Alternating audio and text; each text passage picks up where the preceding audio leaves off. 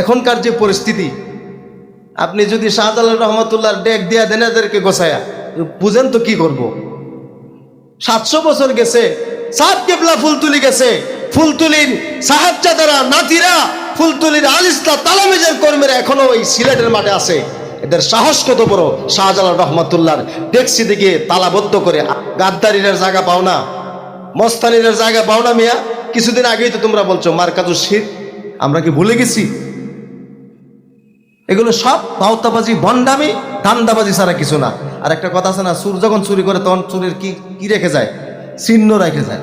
শাহজালাল রহমতুল্লাহ ডেকে সিলকালা করবা, ঠিক আছে, তো তুমি ফাঁকি দিয়ে ওই কথা বলো কেন যে তুমি এখানে দ্বিতীয় আর দেওবন করবা? তোমার উচিত ছিল যে না, এখানে মানসম্মত একটা প্রতিষ্ঠান করব, যে প্রতিষ্ঠানে সব দলের, সব মাসলাকের, সব মতাদর্শের মানুষ পড়াশোনা করবে, ঠিক না?